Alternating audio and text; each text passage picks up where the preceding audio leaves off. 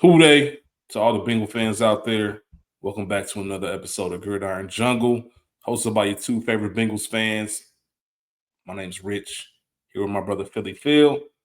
Yes, Phil, how sir. you feeling?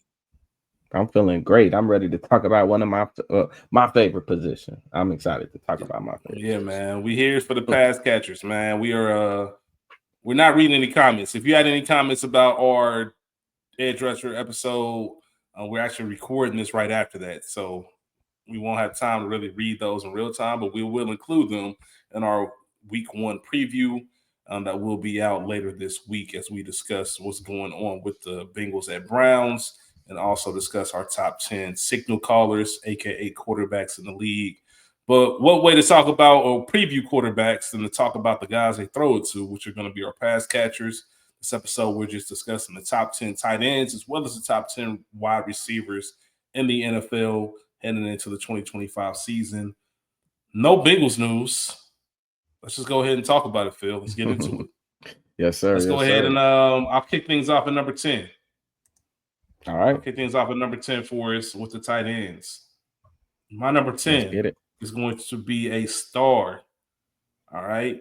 He is not there yet because he has somebody in front of him that I believe is going to be his last year with the team. And I think this guy's going to be plugged in. Not only plugged in just to go ahead and start making the same plays as his predecessor did, but I think he's going to get an extension this offseason, which is kind of crazy because he's been more of a role player. Stats aren't too gaudy. 16 games, 42 receptions, 477 yards, 6 touchdowns, 72.4 catch percentage. So that's pretty much your receptions divided by your targets. If you've seen him, he is a freak as far as athletically. Um, just can't put him any higher than number 10 because he's not a full-time player. He's in the perfect system, which is another reason why it's going to go well, but I'm giving it to Isaiah Likely, Coastal Carolina's own. Okay. He is my number Yeah. 10 on the list. I guess I Like should have it. mentioned, I'm sorry, before I even talk about it, a couple honorable mentions. Dallas Goedert and Hunter Henry made my honorable mention list. You probably could put Mm, Mike Gesicki in there as well. okay. I would say who I expect to be on this list next year, but I don't know what the quarterback situation is really going to pan out to be in Indianapolis. There's so many weapons in Chicago that I don't Yep. know what it's going to look like for Coastal Loveland as he's getting into things. But my two honorable mentions, and not to, like I said, not to mention my number 10, Isaiah Likely. Real big fan of him. I have him in a few fantasy leagues because, like I said, I think he's going to be a better version of Mark Andrews. If you remember week one of last season, I think they played. Was that the Chiefs game? They opened up. Mm, It's the Chiefs. I forget who they played week one last season, but he had a great game. And everybody thought it was officially his spot. And Mark Andrews said, not so fast. But here we are. Here we are. Number 10. yes, sir. Got any honorable My, mentions or guys you expect next year? Don't make the same mistake I I did. Yeah, I was gonna say I didn't have any on there, but I definitely will touch on some honorable mentions. I won't have any expected next season, but honorable mention I gotta throw Hunter Henry on there. I'm gonna throw your number 10 Isaiah Likely on there as well, and I'm gonna go with Mike Gritty. I think he had probably arguably his best season last year, and I expect him to take another step this year. And as we see the Bengals commit to a little more 12 personnel, hoping they phase out Drew Sample a bit and run a lot of Gesicki and Fant. I think that'll be a lot of fun and a lot of cause a lot of problems for defenses. So that's what I'll put for my honorable mentions. My number 10 is a guy that's been forced to kind of split some time at that tight end spot, but I do think he's the better tight end on that team, and that's Tucker Kraft. He had 50 receptions on just 70 targets last year for 707 yards, added 7 touchdowns. And I think he was real close to being top 5 in yards for tight end. So I've got Tucker Kraft in my number 10 spot. Perfect segue because he's my number 9. The one thing I will say about Tucker, I want to give him props, and obviously injuries, as we always say, availability is the best ability. Musgrave was the one, he was supposed to be the one. Like Luke Musgrave was the one who was supposed to come in and really, they drafted him higher. They drafted 2 tight ends in the same draft, and Tucker Kraft was just there took advantage of the timeout, and then ended up being one of the best tight ends in football. Mm-hmm. Jordan Love trusts him. We all talk about, Green Bay not having a true wide receiver one.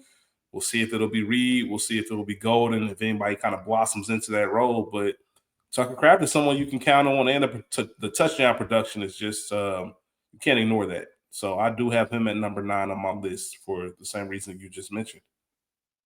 Yes, sir. Yes, sir. Number 9 for me was kind of more of a respect thing. It was definitely a down year for him. But I don't know. He could go either way this year. Maybe he'll be motivated because it's like it is last year. That's none other than UC's own. And that's Travis Kelce.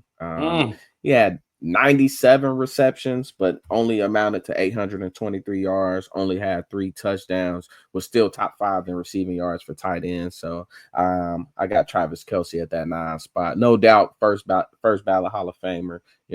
Could argue he's one of the greatest tight ends to ever do it, but he's number 9 on my list going into this 2025 season.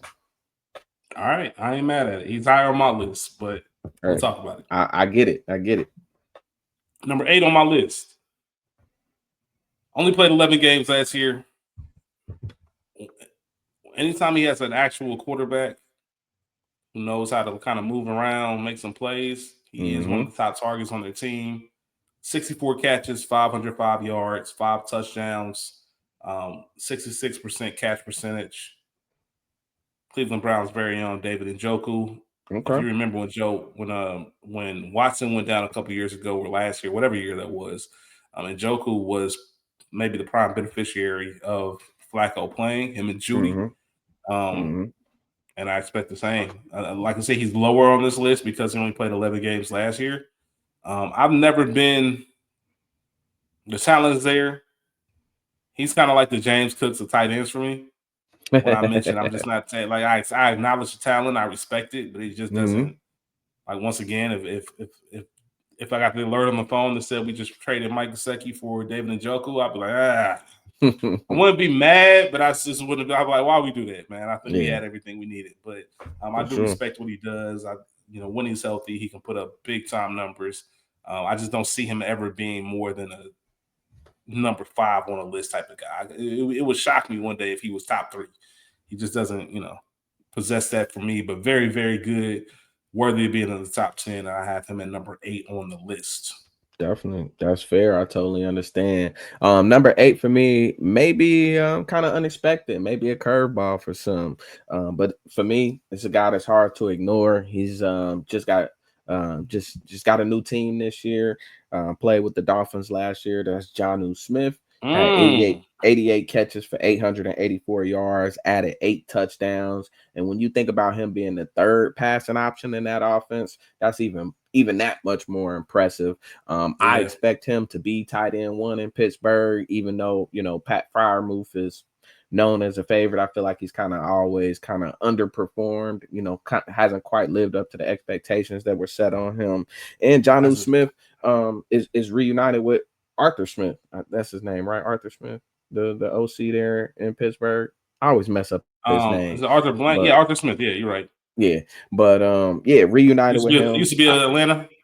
Yeah. I think that's going to do him Arthur well. He was top 5 in reception yards for tight ends last year. I think him and Aaron Rodgers are going to get along well.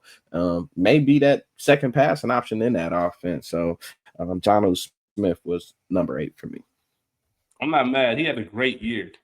He actually won a couple fantasy titles for me. Just kind of being that sleeper guy you can get off the waiver wire.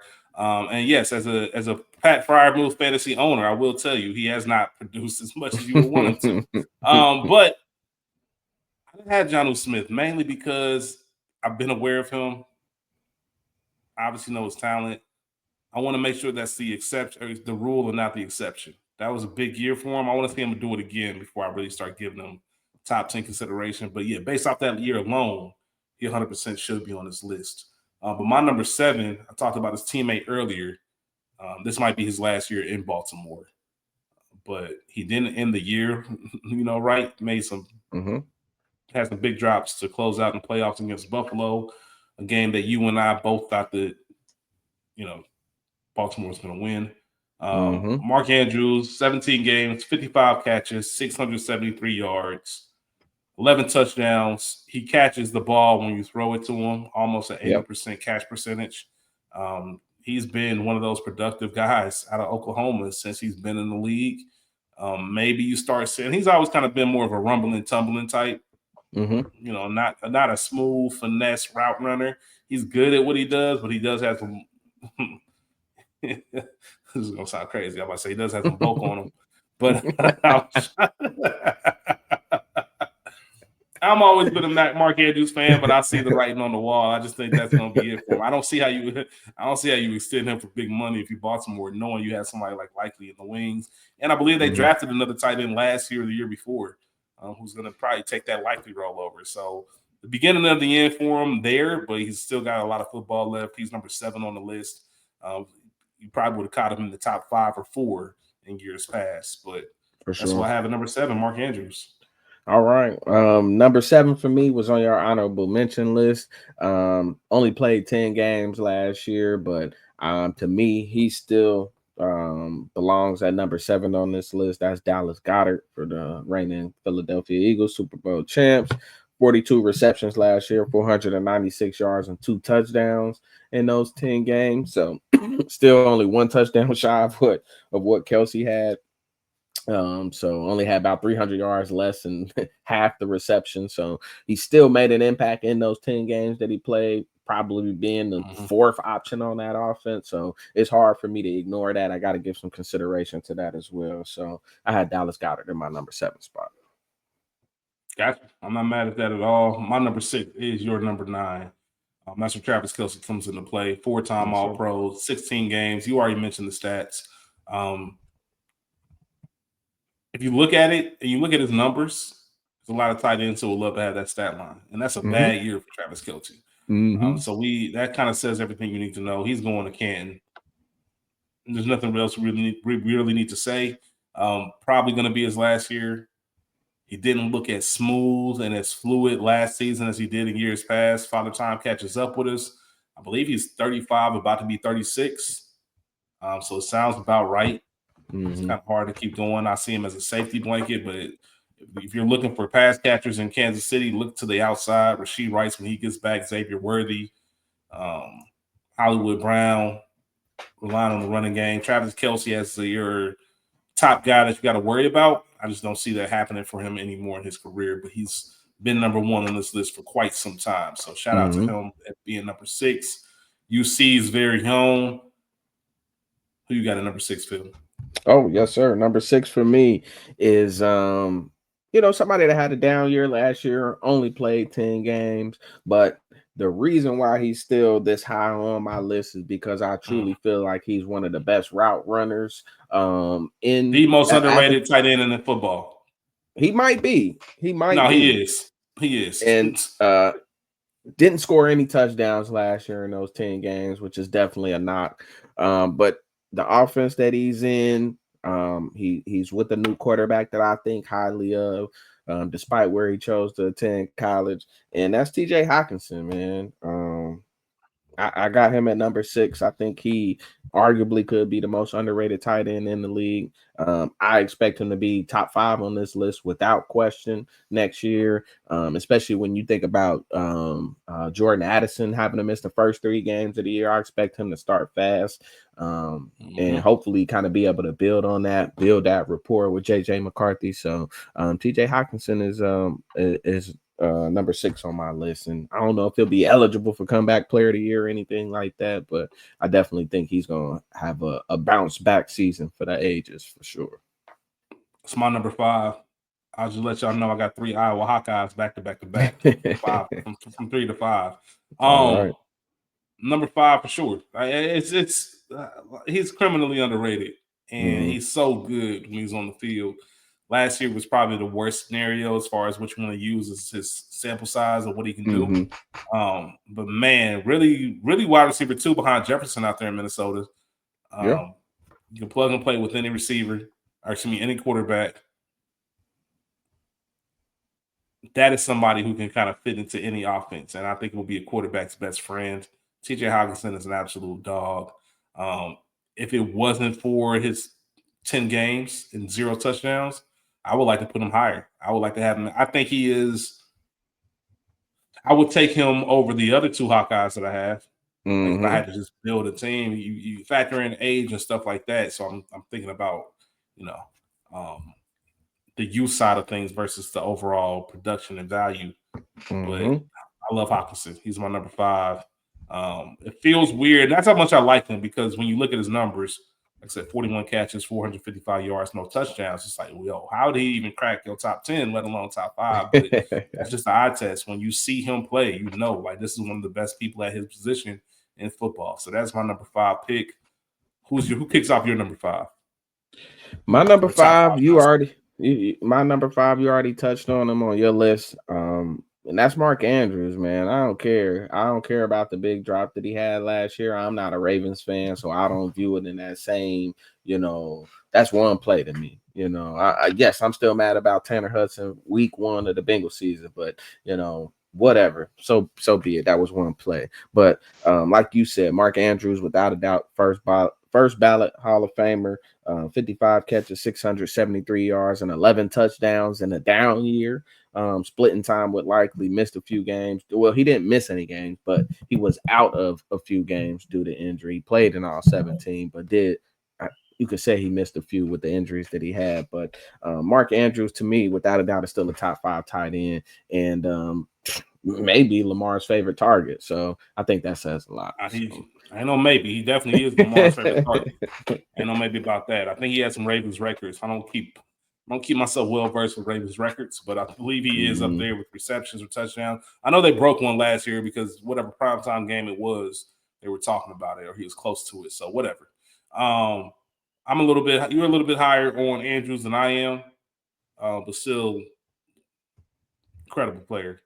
As we go on as we move up my list, number 4, 16 games played. Not as good as his rookie year from a production value. 60 receptions, 726 yards, 7 touchdowns, 72.3% catch rate. Is going to be Iowa Hawkeye Sam Laporta. First year without Ben Johnson. We'll see what he does. Like I said, it's not I expected more. If we made this list last year coming off his rookie year, he's at number 4 now. He might have been 2 coming off last year, man. Especially before Bowers came. He probably would have been 2. But top 5 is still nothing to sneeze at. Still great. When you have weapons like Gibbs and Montgomery and Sun God and Jameson Williams, you can't guard all. You can't double everybody. So Laporta's going to have a lot of one-on-one matchups. I expect him to have a big year again. And he's easily one of the top 4 tight ends in the NFL to me. So that's my number 4. Who you got? Yes, sir. Number 4 for me, I don't know. I feel like you can flip all of these top 4 on my list any which way that you want outside of maybe number 1. But number 4 for me was another Iowa Hawkeye, but you have him higher on your list as George Kittle, 78 receptions, 1,106 yards, 8 touchdowns. The smelling salting. I mean, he's a crazy man. That's the type of dude. That's the type of dude you want playing tight end. The Little Caesar commercial. All of that. He's a madman. For sure. He'll put his hand in the ground, do all the dirty work, back-to-back 1,000-yard seasons. Felt kind of criminal putting him here at number 4, but that's just kind of how I felt going into the 2025 season. I think the San Francisco team is going to struggle a little bit, in my opinion. I know a lot of people are high on them. I just don't know. I still think they'll be solid. I just don't think they'll be as good as people expect them to be, but George Kittle was number 4 on my list. Yeah, man. Number 3 on my list, mainly because of one of the reasons you pointed out. He does all the dirty work too.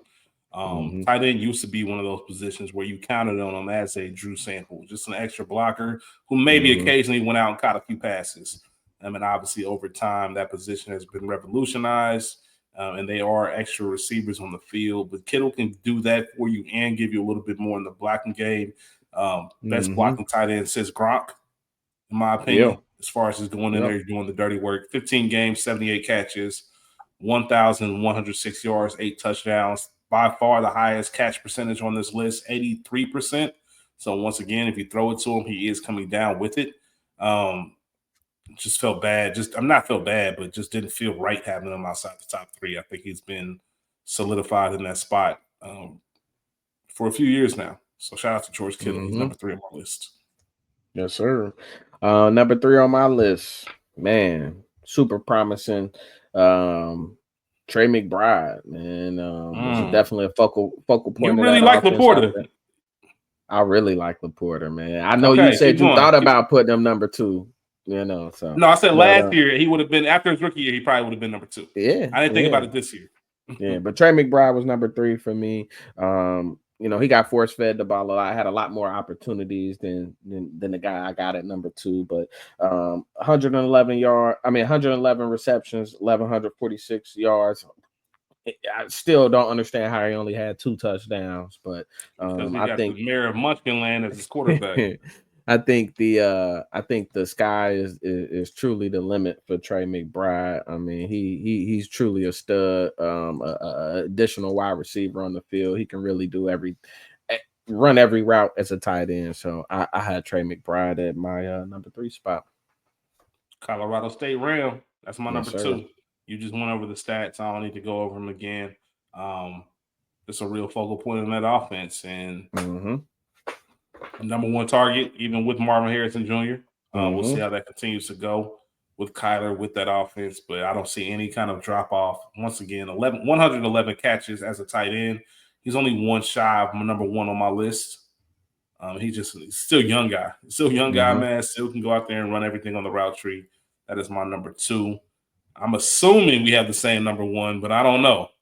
Yeah, we definitely had the same number Okay, 1. All Number 2 on my list is Sam Laporta. I know, Rich, you talked about, after his rookie year, you probably would have had him at number 2. I still feel that highly about him. Again, I'm taking into consideration, you got to deal with Gibbs. You got to deal with Montgomery. You got to deal with J-Mo. You got to deal with Amon-Ra St. Brown. It's just so many weapons on that offense. And he still managed to have 60 catches on 78 targets for, like you said, 726 yards and added 7 touchdowns. Like you said, this will be his first season without Ben Johnson as an offensive coordinator. But to me, Laporta is one of those guys you can plug and play anywhere. I'd love to have him on my team. And I think every team other than this team that's at 1, other than this team that has the guy at 1 and who you have it 2, probably would say the same thing. So Sam Laporta was my number 2. No doubt. Let's go ahead and roll out our number 1. Yeah. I don't think there's any debate here, man. Generational talent. I know he's only done it 1 year so far, but he did everything that we expected him to do and even more. So this guy, I mean, if he played on a bad team with a shaky quarterback situation, now he's got a solid quarterback, one that was arguably started the year looking like an MVP last year. So I'm really excited to see what he does going into this year. And that's Brock Bowers, 112 receptions, 1,194 yards, 5 touchdowns. Those are wide receiver numbers. So to do that as a tight end and on a team that was kind of offensively challenged, and now you add a guy like Genty, you add Thornton, you add Beck, you still got Jacoby Myers for now. You bring back Amari Cooper. I think that's just gonna give Bowers make Bowers' job that much more easier. So really looking forward to what he does this season. Pete Carroll running the show. I think it's gonna be interesting. Yeah, when you have the Raiders on your schedule and you make your game plan, the number 1 person you think about stopping if you're a defensive coordinator is Brock Bowers. It's that simple. And if you made a list of people in the league that you have to do that for on offense outside of the quarterback position, he's probably top 10 out of all the positions, all the skill positions. He's a rookie. That's what makes it even crazy. He reminds me a little bit of Jeremiah Smith in the sense of not the way they play. I just mean in the sense of when he was a freshman at Georgia, I remember. yeah. Like I can't wait till he's in the league. When is he coming out? Yeah, when is he coming out? Like he's going to be probably the best tight end once he comes out. Same way we look at Jeremiah Smith after his freshman year. Like, he's going to be an instant top 3 receiver, it feels like, once he makes it to the NFL. You can't play man on him. Like, you need safety help the whole 9. Yeah. Bowers proved everything right. I love when that happens, when the talent just transcends from one sport to the other. I'm sure a lot of that had to do with Georgia and just, the pro factory that they're running out of there. that is a big factor. Some of these schools are getting these guys ready for the NFL, but I don't think it matters where he went. I just think he's that good. Like you said, rookie year, first team All-Pro, second in Offensive Rookie of the Year voting behind Jaden Daniels. Somebody who I expect to be number one on this list for quite some time. He is a receiver. He just happens to get the tight end designation. So that is our number one tight end on this list. I know we're going to share number one receivers, but we might as well just talk about honorable mentions and who we expect next year. So I'll go ahead and kick things off again. Phil, for honorable mentions, Lad McConkey, A.J. Brown, Jackson Smith and Jigba, Devontae Smith. Devontae Smith is one of those guys who I just think is criminally underrated, creeping up kind of slowly but surely into being, it's AJ's not Jamar, and I'm not saying Devontae's T, but Devontae's closer to T, like than anything. Like just a really, really solid, good number two receiver. Could be a number one somewhere, but I do think he complements by having somebody else be that guy. I think he's like Houshmandzadeh in a sense. Like he's better as a two. He could be a one, but he's going to have to be more productive as your second option.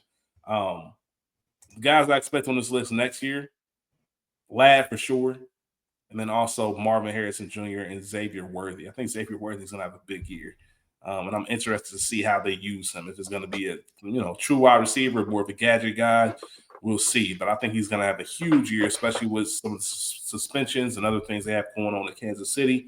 But as we get the list started, my number 10, I want to put him higher, but he's had injury issues.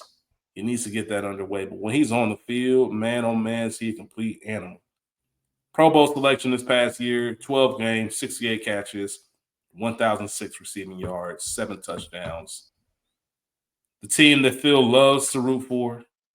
That's where his college was. But I'm going with Nico Collins from the University of Michigan. Yes, sir. The only thing that's holding him at number 10 is the production. He's yet to play a full season.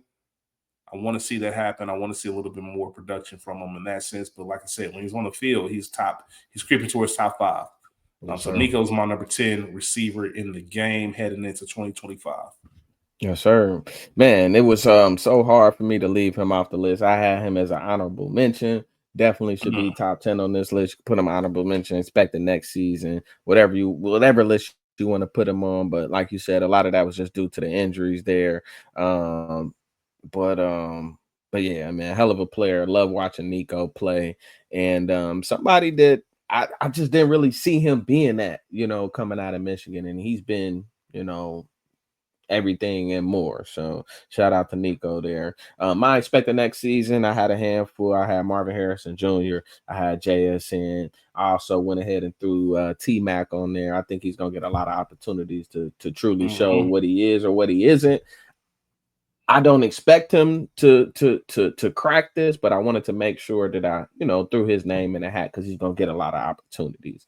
Honorable mention, like I said, I had Nico Collins. I had my guy T. Higgins. I also had Drake London and Ladd. So a lot of guys, this was tough. It's a lot of great receivers in the league. But my number 10, which may shock some people, crazy to say. I feel crazy even saying that I almost forgot to put him on the list, and that's Puka Nacua. I had him at number 10.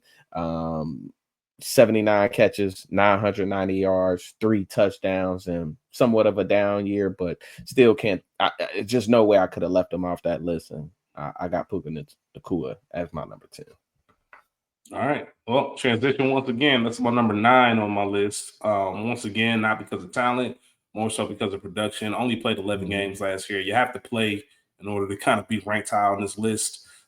If he plays all 17, you're looking at 5, 6, I think, in that area, maybe even higher. But 11 games, 79 catches, 990 yards, so 10 yards short of 1,000 in only 11 games. That's very impressive. 3 touchdowns. Obviously, we know about his incredible rookie year. Keep him with McVay. Make sure Stafford's healthy, or any quarterback. I don't know if he's quarterback proof yet. We'll find that out here soon once Stafford decides to hang it up. But yes, sir. I believe in Puka. I'm a big fan of his. One of those guys who like to do the dirty work, like we talked about with Kittle. He blocks. He'll go out there and crack people. Um, just a tough, hard-nosed guy. Hard-nosed guy, Yes, man. sir. He's at number 9 on my list. Yes, sir. Number 9 on my list, in my opinion, is quarterback proof. He's shown that in each and every year. G5, Garrett Wilson, Mm-hmm. the number 1 receiver for the New York Jets. 101 receptions last year, 1,104 yards, 7 touchdowns. Did that with a washed Aaron Rodgers. I can't even name his other quarterbacks that he played with. Zach Wilson. I mean, he's dealt with some bad quarterbacks, but he's been Tyrod, productive. Zach, Yeah, he's been super productive.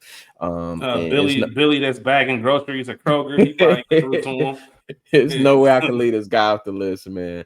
One of the greatest receivers to ever come out of the Ohio State University, and that's Garrett Wilson, man. He's number 9 on my list. All right, man. That's my number 8. I love G5. it. I love it. You said I love everything. it, You said everything you need to say, man. He is quarterback proof. I want him to get a steady quarterback situation soon. I know Justin Fields is good and he's developing. I think his offensive coordinator mentioned him in the same breath as like Sam Darnold and Justin Fields, guys who have just, you know what? Oh, Darnold, that was one he had too.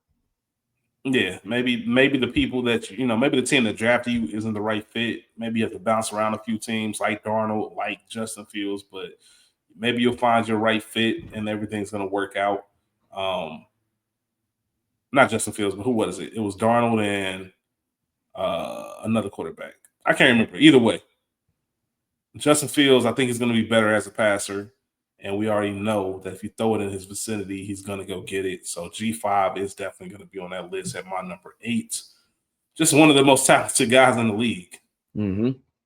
I just hope he doesn't fall into that Olave, like where people stop. Olave is more talented than what people are giving him credit for, and I think that's because he's in New Orleans. So we'll see. I hope he really has a bounce back here. He's not on my list, but still, definitely. Shout out to Garrett Wilson, number 8. Man, number 8 for me, man. Mr. Get 1,000 yards without even trying.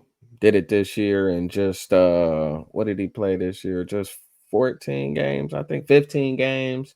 And that's Mike Evans, man. Mr. Consistent, Mr. Reliable. Another guy that it doesn't matter who's throwing the ball to him. It doesn't matter if he looks like he's covered. He's gonna make the play, man. Mike Evans, 74 receptions, 1,004 yards, 11 touchdowns. You could maybe argue he should be higher on this list, but he did have a bit of a down season. But there's no way I was leaving him off of this list, and that's Mike Evans. I got him at number 8. Yeah, man, it's kind of a tragedy that I don't have him on my list. And now that I'm thinking about it in real time, he probably should have gotten Nico's spot. Should be top 10 off GP, just for what he does and the production that he puts in year out. Like you said, Mr. 1,000. So damn, I messed that one up. But I'm not mad at it. I'm not mad at that. My number 7, I believe I'm at 7. Mm-hmm. Yes, my number 7, as a guy who was your honorable mention, Drizzy Drake London. Okay. 17 games, 100 catches, 1,271 yards, 9 touchdowns. I think he's going to hit another level with Michael Penix Jr. as his quarterback. The guy is an absolute dog coming out of USC. I think he's 6'4". Kind of catch everything. Great route runner. Physical. I like Drake a lot. I think that he's really going to be one of those guys that is going to be the top 5. Depending on how things shake, it's tough to crack that list. But he still is in the running and the contenders because my 4 or 5, these are young guys. So who knows what can happen? But Drake London, somebody who I think is definitely going to be higher when we do this list next year. He's my number 7. For sure. My number 7 was the Sun guy, man. I do think he's a bit of a slot merchant. It's hard to argue with the production, and he's a great route runner. You see him releasing off the line without using his hands at all. It's really just all footwork. Love listening to his pops, man, on them podcasts. John Brown, man. Yeah, man. He's an entertaining. He's an entertaining dude, man. Amon St. Brown is number 7 on my list. I think I already said his stats. 115 receptions, 1,263 yards, 12 touchdowns. Without a doubt, the number 1 option in that high-powered Detroit offense. So hard for me to not have him this high on the list, and that's number 7. Yeah, that's my number 6. And I wanted to put him number 5 because of his production, because he was first team All Pro. Mm-hmm. He deserved that. But if I'm just looking at pure receivers that I want, my number 5, I believe, is a better guy. I think I would take him. And I really wouldn't have to think hard about it. Like Mm-hmm. I'm taking this guy over Amon Ra. And, that's no blame to him. I think he does benefit off his system. And, if that's the case, then so be it. He shouldn't have to apologize for that, but he does get a lot of his production out of that slot versus moving around and doing a lot more. Some people might look at that and say, "So what? What's the point? The point is to Mm-hmm. just go ahead and get your catches, get your yards." And I agree with you. But when I'm just looking at pure wide receivers, and I'm with drafts, I got 5 guys over him. But I do love his production. I think he's one of the most reliable guys in the league. He's a better version. I think of if I'm Lad McConkey, I'm looking at Amon Ra, and I'm saying, all Mm-hmm. right, then that might be the guy I emulate my game after. Mm-hmm. So I see them very similar. But here's my number 6 on the list. Who you got closing out your 6 through 10? Yes, sir. My number 6 is probably where the controversy starts. And number 6 for me is no other than CD Lamb out of Dallas. 101 receptions, 1,194 yards, 6 touchdowns. He's closing out the bottom half of my top 10. CD Lamb. How? I'm gonna tell you. I'm gonna tell you here in the next 5 spot. All right. All right. That's interesting. I want to hear who you got at top 5. Yes, sir. All right, number 5 for me as we talk about top 5. Fourth in offensive player of the year voting this past year. He played 17 games. Looked at second fiddle coming out of that LSU offense, but went and just showed I am a number 1 as well. 6'3", he kind of run by everybody. He's kind of a cheat code. 87 catches, 1,282 yards, 10 touchdowns. With a quarterback we're still not 100% sold on, even though they paid him like he was Joey B or Lamar, somebody like that. But I'm talking about Brian Thomas Jr. He is better than I expected him to be. I'll be the first to say that. Quick story: I had the number 6 pick, I believe, number 5 or number 6 pick in our rookie dynasty draft the year he came out. And I remember in real time we do these in person. I asked anybody, like, does anybody want this pick? Like, before I even make a decision, because I'm gonna take Brian Thomas. I'm not happy about it. I ended up trading Brian Thomas before the season even started because I just didn't see it. And man, Mhm. oh man, is that something that I was really disappointed by. It Mhm. worked out for me in the long run because, well, it doesn't really matter. But either way, I definitely made sure that when we did our rookie draft, excuse me, when we did our new dynasty draft, that I picked him with the 11th pick because I do think he's going to be somebody that's a mainstay in this conversation. Absolute dog. Brian Thomas Jr. is my number 5 wide receiver. Who you got Yes, at sir. 5? I got to hear Number this. 5. Number 5 for me, man. Leader of the book club. The book club that I want to join, man. That's AJ Brown. I don't care. Mm. Another guy that's quarterback proof. Another guy that balls, even though he's only played with quarterbacks that are probably better runners than they are passers. He's always played in run-centric offenses and still puts up crazy numbers. 67 receptions. That's the lowest reception number you're going to hear on this list. Still had 1,079 yards and added 7 touchdowns. He had more touchdowns than CD catching 35 less passes. That's impressive to me. Again, like I said, especially in a run-centric offense. And he's done it year in and year out. He wins every type of way: speed, physicality. He could play inside, he could play outside. I got AJ Brown at number 5. He's a dog. I ain't mad at you. He didn't make my top 10. But that was more so because That's crazy. that yeah, but once again, that goes into the whole like, hey, if you asked me to pick top 10 receivers just to have, he's 100% in that conversation. Just he's an enemy. He's fighting his own production. So when I look at his numbers and I look at what he's used to, I'm like, all right, he did have a productive year, but he should be top 10. He's like Mike Evans. He probably shouldn't make this list, but it's my list. My number Yes, 4 sir. is my number 5's college running mate. 15 games, 109 receptions, 1,204 yards, 7 touchdowns. Malik Neighbors. Just get used to him being top 5 for the next 10 years. Yes, sir. Probably going to crack at least top 2. So it'd be hard to get number 1 for quite some time, in my opinion. maybe even 2. But yeah, LSU receivers, man, they get 4 of my top 5 spots. Yes, sir. So I guess LSU really is wide receiver U, even though Ohio State is coming through with that. Alabama had their run, but LSU is right now is on top. League Neighbors is number 4 for me. Yes, sir. All right. Number 4 for me. You already touched on him. You raved about him. This guy's only 22. He did it as a rookie. He was number 3 in receiving. That's Brian Thomas. 1,282 yards on 87 receptions, 10 touchdowns. He did this as a rookie on a team that, coach got fired. Quarterback, I don't think highly of. They can't figure out their running back situation. I mean, I think the only reason why he's not talked about more is because he doesn't talk. He's not a diva. He's a quiet guy. He's T. Higgins, but even better. You know what I mean? Like he's T. Higgins if he had the opportunity to be a number 1. And I say what you want. Maybe it was only a year. We'll see how he does this year going forward. But I think he's going to be even better when you got a guy like Travis Hunter playing number 2 to you. It's going to be hard to give him the type of attention that they want to give him when you got to put another receiver of that caliber on the other side. So I'm really looking forward to see how he continues to grow. I mean, the kid probably just stopped growing last year, so he's still, developing. So hey, Brian Thomas might jump up to number 2 next year. I don't know, number 3. But I definitely got Brian Thomas number 4.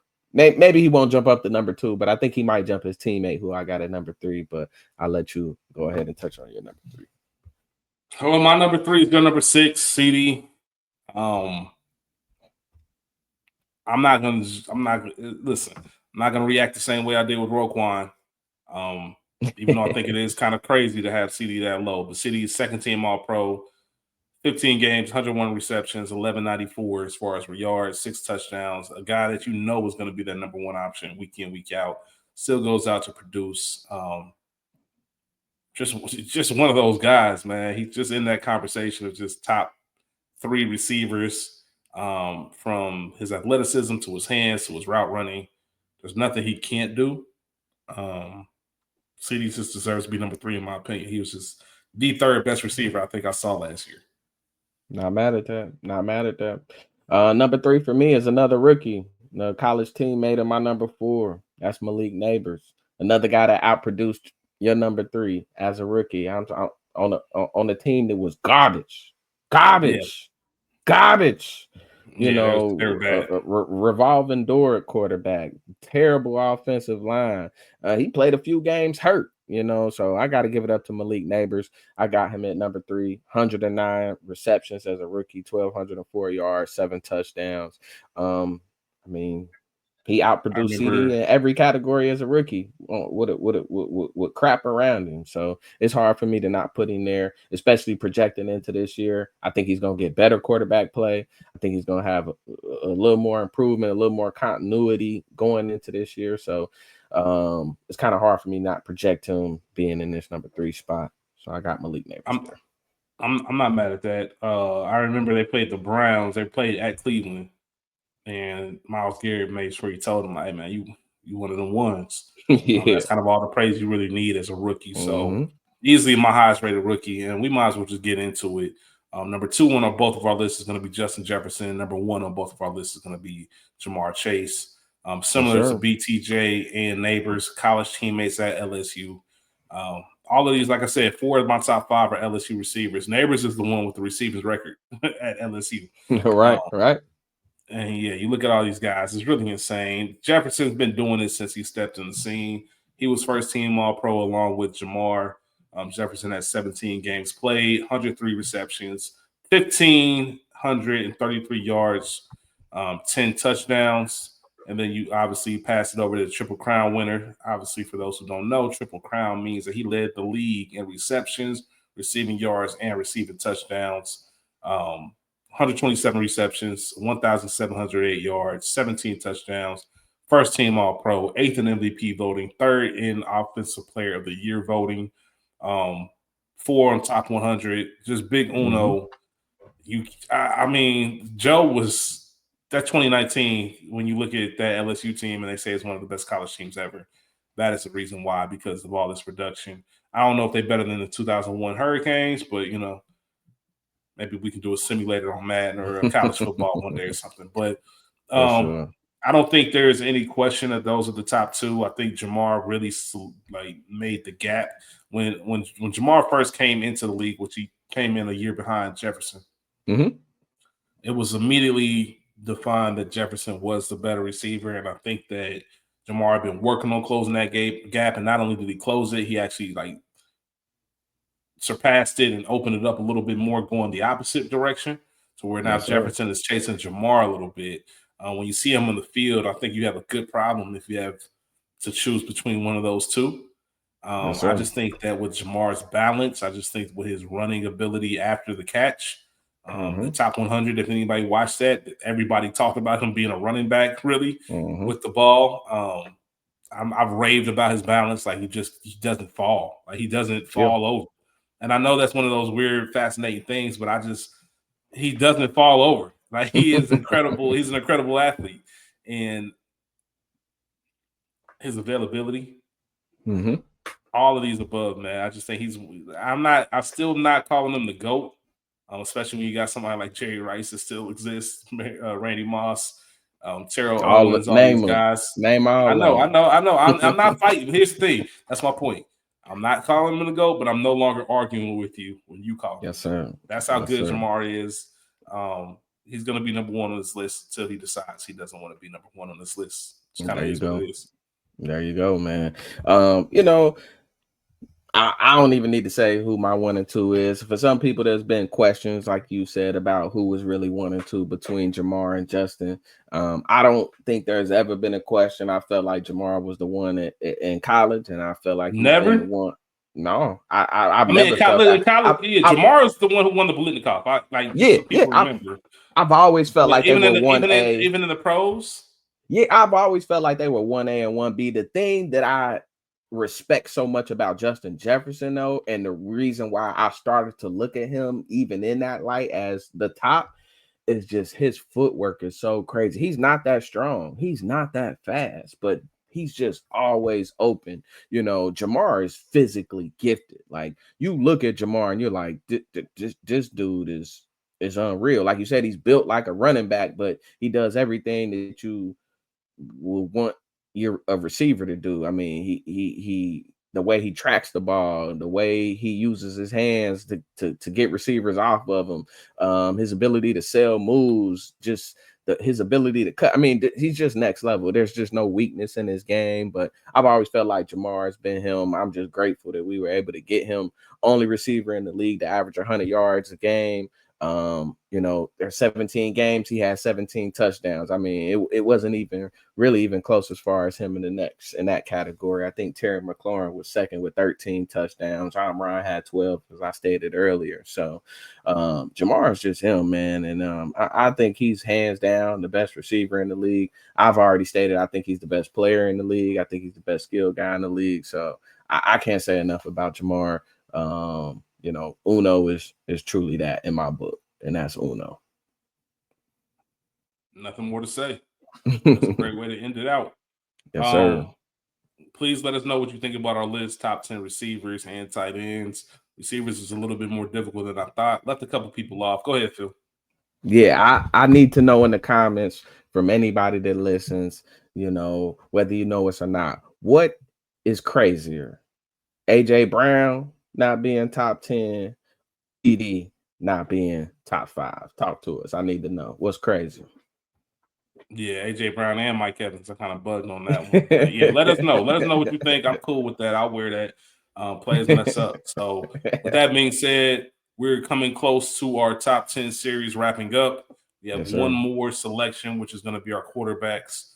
That will be taking place this weekend as we talk about the season 1 preview. Game 1 preview of the season. Game 1. Cincinnati at Cleveland. We'll talk about what we expect, how we think things will go, make some predictions, and also wrap it up with those top 10 quarterbacks. And then we'll be back next week to talk about what we see on Sunday. But with that being said, we appreciate y'all for tuning in. Please remember to like, subscribe, share. The TCU game, I know you're probably listening to this later in the week, but we record this on Monday. The TCU game is so bad right now that they're spending 3 minutes in the booth with Kirk Herbstreit's dog. That is how boring this game is because TCU is pounding Carolina.